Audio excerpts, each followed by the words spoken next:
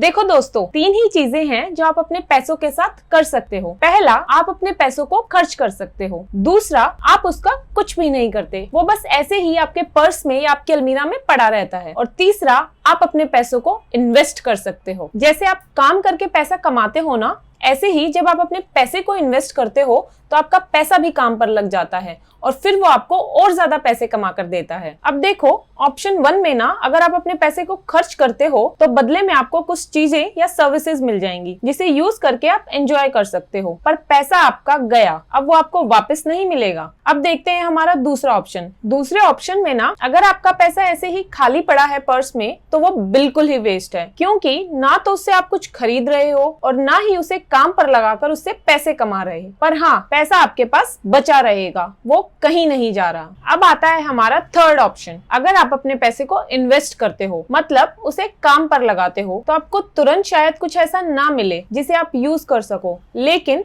आपका पैसा धीरे धीरे मल्टीप्लाई होने लगेगा और आप धीरे धीरे अमीर होते जाओगे। मुझे पता है कि पहले ऑप्शन में तो आप सब एक्सपर्ट हो, दूसरा ऑप्शन तो सबसे बेकार है, उसकी क्या ही बात करें। तो अब बचता है हमारा तीसरा ऑप्शन, जिसे मैं इस वीडियो में आपके साथ डिस्कस करूंगी, वो भी बिल्कुल बेसिक लेवल से। आप ये मान लो कि मैं इस तरह से आपको इन्वेस्टिंग बताऊंगी कि जिन लोगों को इन्वेस्टिंग का आई भी नहीं पता ना, वो भी बहुत अच्छे से सब समझ जाएंगे। अब आप अपने पैसे को चाहे जहां भी इन्वेस्ट करते हो, किसी स्कीम में, एफडी में, स्टॉक्स में या कहीं भी, आप उसमें क्या देखते हो? आप उसमें बस दो ही चीजें देखते हो कि वो रिटर्न कितना देता है और उसमें रिस्क कितना है।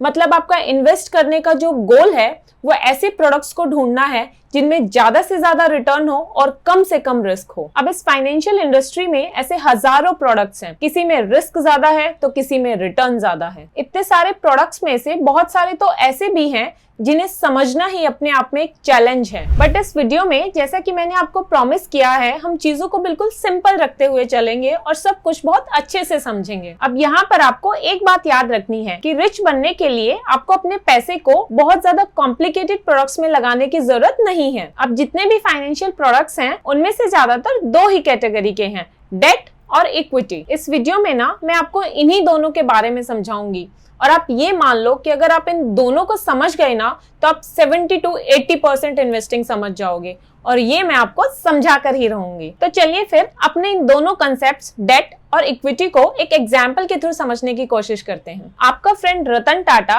एक टेक्नोलॉजी बिजनेस स्टार्ट करने की सोच रहा है और उसे उसके लिए 10 लाख रुपए की जरूरत। रतन एक मेहनती आदमी है और उसका बैकग्राउंड भी बिजनेस वाला है, इसलिए उसने इस बिजनेस के लिए अपनी पूरी प्लानिंग कर रखी है। बिजनेस के स्टार्टिंग में जो इनिशियल क्लाइंट्स चाहिए होते हैं वो भी उसके पास है। उसने अच्छे इंजीनियर्स को भी हायर कर लिया है और भी सब तैयारियां कर ली हैं। बस उसे अब 10 लाख रुपए की जरूरत है ताकि वो अपने बिजनेस के लिए कंप्यूटर्स खरीद सके। अब मान लेते हैं कि आपके पास कुछ एक्स्ट्रा पैसे रखे हैं जिन्हें आप एफडी में इन्वेस्ट करने का सोच रहे थे, जहां से आपको ऑलमोस्ट 6% तक का रिटर्न तो मिल ही जाएगा। पर साथ के साथ आप ये भी देख रहे हो कि कहीं से अगर 6% से ज्यादा का रिटर्न मिल जाए तो और भी अच्छा है। इसलिए आप वेट कर रहे हो कि रतन टाटा अगर मुझे इन 10 लाख रुपयों पे कोई अच्छा सा ऑफर दे दे तो ये पैसे मैं उसे दे दूंगा। अब रतन टाटा आपको दो ऑप्शंस देता है। पहला है लोन। रतन टाटा ना आपसे 10 सालों के लिए 10 लाख रुपए लोन पे लेगा और बदले में आपको हर साल 10% का रिटर्न देगा। इससे कोई फर्क नहीं पड़ेगा कि उसका बिजनेस चलता है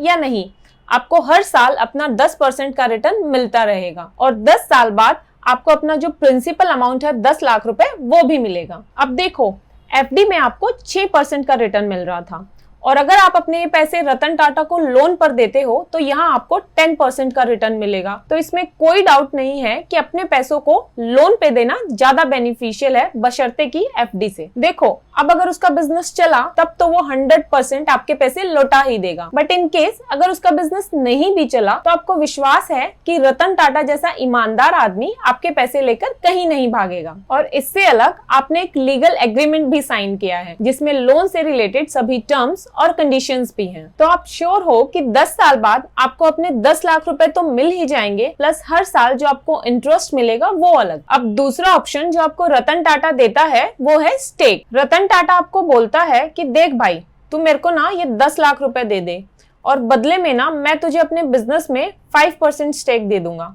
मतलब कि 5% की हिस्सेदारी दे दूंगा। अब अगर आपको स्टेक मिल गया तो आप हमेशा के लिए उस बिजनेस के ओनर रहोगे, मतलब कि 5% की हिस्सेदारी रहेगी आपकी उस बिजनेस में। जब भी कभी कंपनी को प्रॉफिट होगा तो उसमें से 5% हिस्सा आपका होगा। अब अगर ये बिजनेस फ्यूचर में अच्छा करता है तो जो आपने 10 लाख रुपए दिए हैं वो कितने भी ग्रो कर सकते हैं। हो सकता है वो 50 लाख हो जाएं, 1 करोड़ हो जाए, या फिर हो सकता है 5 करोड़ भी हो जाएं। लेकिन अगर ये बिजनेस फेल हुआ तो आपके 10 लाख रुपए कम भी हो सकते हैं। वर्स्ट केस सिनेरियो में अगर ये कंपनी बंद हो गई तो आपके 10 लाख रुपए पूरे के पूरे डूब भी सकते हैं। अब समझो, अगर आप पहला ऑप्शन चूज कर रहे हो तो आप डेट में इन्वेस्ट कर रहे हो, और अगर आप दूसरा ऑप्शन चूज कर रहे हो तो आप इक्विटी में इन्वेस्ट कर रहे हो। डेट मतलब आप अपना पैसा किसी दूसरे को लोन पर दे रहे हो, और ये दूसरा कोई गवर्नमेंट भी हो सकती है, कोई बैंक भी हो सकता है, या कोई इंसान भी हो सकता है, या फिर कोई कंपनी भी हो सकती है। डेट को ना कंपैरेटिवली थोड़ा सेफ माना जाता है, क्योंकि अगर आप अपना पैसा रतन टाटा जैसे किसी इंसान की कंपनी में लगा रहे हो तो चांसेस बहुत ज्यादा हैं कि आपको अपना पैसा वापस मिल जाएगा, इसलिए रिस्क कम है। बट हमें पता है कि जहां रिस्क कम होता है वहां रिटर्न भी कम होता है, इसलिए डेट में इक्विटी के कंपैरिजन में रिटर्न भी कम मिलता है, क्योंकि इसमें रिस्क भी कम है। अब अगर आपने दूसरा ऑप्शन चूज किया तो मतलब आप इक्विटी में पैसा इन्वेस्ट कर रहे हो। आप किसी कंपनी को पैसा देकर बदले में उसका शेयर ले रहे हो। अगर वो कंपनी अच्छा करती है तो आपकी इन्वेस्टमेंट की वैल्यू लोन के कंपैरिजन में बहुत ज्यादा ग्रो कर सकती है, लेकिन अगर वो कंपनी फेल हुई तो आपका पैसा कम भी हो सकता है।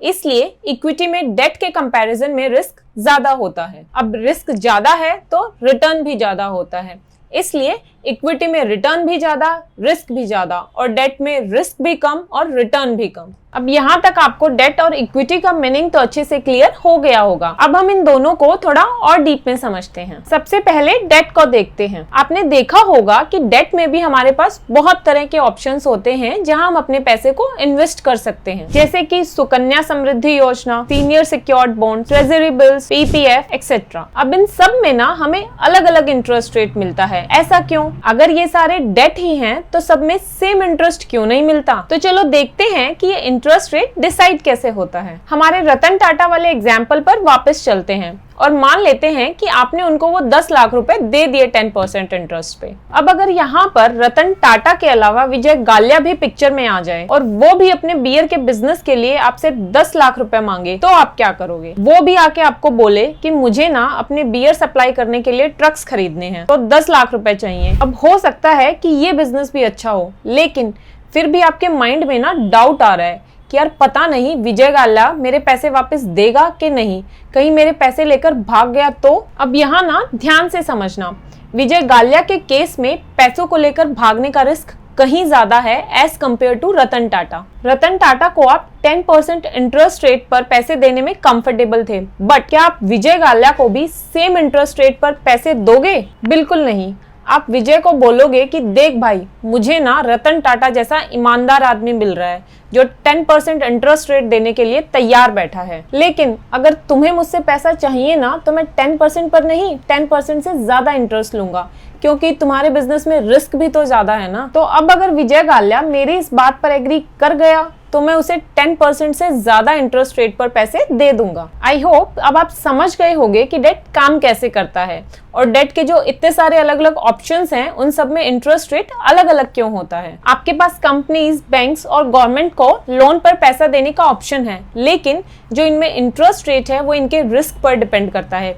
जहां जितना ज्यादा रिस्क होगा वहां उतना ही ज्यादा आपको रिटर्न भी मिलेगा। अब जैसे हमने डेट का देखा, ऐसे ही एक बार इक्विटी का भी समझते हैं कि ये कैसे काम करता है। मान लेते हैं कि रतन टाटा ने वो टेक्नोलॉजी वाली कंपनी शुरू कर दी और उसका नाम RCS रख दिया, रतन कंसल्टिंग सर्विसेज। तो अब उस कंपनी के लिए रतन टाटा को 10 लाख रुपए रेज करने हैं और वो सोचता है कि ये 10 लाख रुपए मैं इक्विटी से रेज करूंगा, मतलब कि अपने कंपनी की हिस्सेदारी बेचकर। यहाँ पर हिस्सेदारी बेचने का मतलब है कि अपने कंपनी का शेयर बेचकर। तो अब अगर रतन टाटा को अपनी कंपनी के शेयर्स बेचने हैं तो उसके लिए पहले उसे एक स्ट्रक्चर तैयार करना होगा। उस स्ट्रक्चर में उसे ये डिसाइड करना है कि इन 10 लाख रुपयों को वो कितने शेयर्स में डिवाइड करेगा और हर एक शेयर की वैल्यू कितनी होगी। तो इसके लिए वो अपने कंपनी को 50,000 शेयर्स में डिवाइड कर देता है। या फिर आप ये भी कह सकते हो कि वो अपनी कंपनी को 50,000 टुकड़ों में तोड़ देता है। अब मान लेते हैं कि आपके जो वो 10 लाख रुपए थे आपने वो रतन टाटा को दे दिए और बदले में आपने आरसीएस के 5% शेयर्स ले लिए। अब देखो समझते हैं इसे। कंपनी के टोटल कितने शेयर्स थे? 50,000। इन 50,000 में से आपने लिए 5% शेयर, यानी कि ये हुए 50,000 का 5% 2500 शेयर्स। अब अगर मैं एक शेयर का प्राइस निकालूं तो वो कितना आएगा? 10 लाख रुपए डिवाइडेड बाय 2500 शेयर्स, ये आए आपके 400 रुपए। तो अब अगर मैं एक शेयर का प्राइस निकालूं तो वो कितना आएगा? आपने टोटल उसको कितने रुपए दिए थे? 10 लाख रुपए। इनको डिवाइड करना है 2500 शेयर्स से, तो ये आ गए हमारे 400 रुपए। तो इसका मतलब आरसीएस के एक शेयर का प्राइस हुआ 400 रुपए। सो आई होप अब आपको ये समझ आ गया होगा कि ये शेयर्स क्या होते हैं और इनका प्राइस कैसे डिटरमाइन होता है। तो अब आप आरसीएस कंपनी के शेयर होल्डर बन गए हो और एज अ शेयर होल्डर आपको 2 तरह के बेनिफिट्स मिलेंगे। अब जो आप डेली देखते हो कि शेयर का प्राइस इंक्रीज या डिक्रीज होता है, वो डिपेंड करता है डिमांड और सप्लाई पर। अगर किसी शेयर की मार्केट में डिमांड ज्यादा है और उसकी सप्लाई कम है तो उस शेयर का प्राइस इंक्रीज होगा। लेकिन अगर किसी शेयर की मार्केट में डिमांड कम है और उसकी सप्लाई ज्यादा है तो उस शेयर का प्राइस डिक्रीज होगा। तो दोस्तों ये था हमारा डेट और इक्विटी का कंसेप्ट। ये सब मैंने आपको बिल्कुल बेसिक लेवल पर समझाने की कोशिश की है। आई होप अब आपको क्लियर होगा कि डेट और इक्विटी क्या होता है। अगर आपको मेरी ये वीडियो अच्छी लगी और आप चाहते हो कि मैं आपके लिए ऐसी और भी वीडियोस बनाऊं तो मेरी वीडियो को लाइक करें और चैनल को सब्सक्राइब जरूर करें। कमेंट सेक्शन में जरूर लिखें कि आप अगली वीडियो किस टॉपिक पर चाहते हैं। Thank you so much for watching. मिलते हैं अगले वीडियो में।